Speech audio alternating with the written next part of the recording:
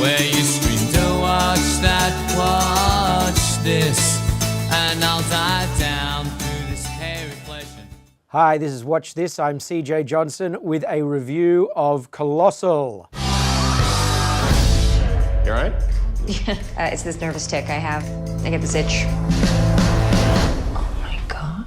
Perhaps trying to be edgy, alternative, hip, cool, anything other than Oscar-winning for singing a brutally beautiful song in Les Miserables, Anne Hathaway has made a spectacularly misguided career decision in agreeing to star in Colossal, a rampaging misfire of a movie.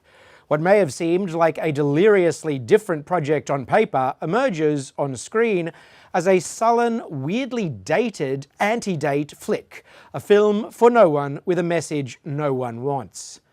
It starts like any old, emphasis on old, chick flick rom-com.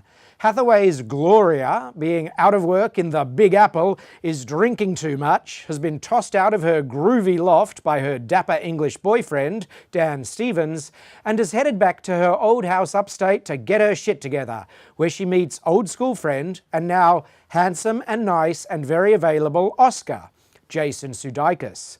Then things get weird, but not weird cool, weird bad. Spoilers, I suppose, ahead. So far, so rom-com. But the first act turning point sees Gloria discover that she's responsible for the huge sea lizard that's recently begun terrorizing poor Soul.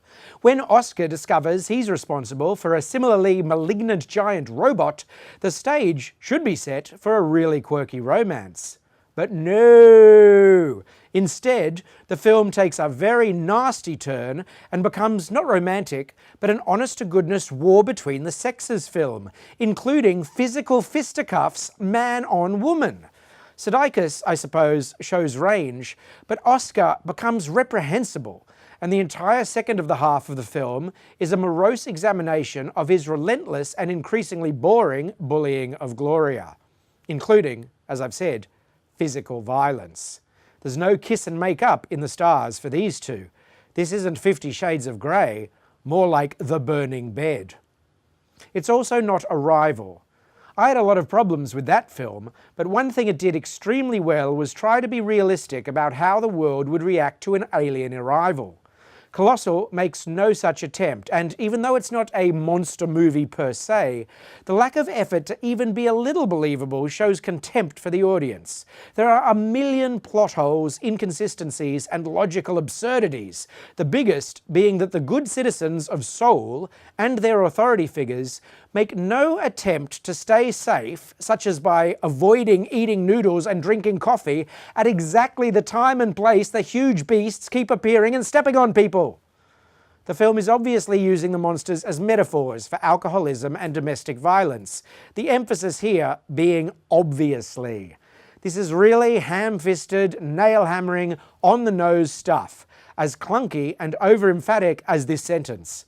And when it all ends, the final line reveals a Gloria who may have learned nothing at all, making us the fools for wasting nearly 2 hours with her and her mean, awful, misogynistic friends. Salute, indeed. That's Colossal, and I have to say, don't watch this. Thing appeared. Same place, exact same time. But it just made a bunch of weird hand gestures.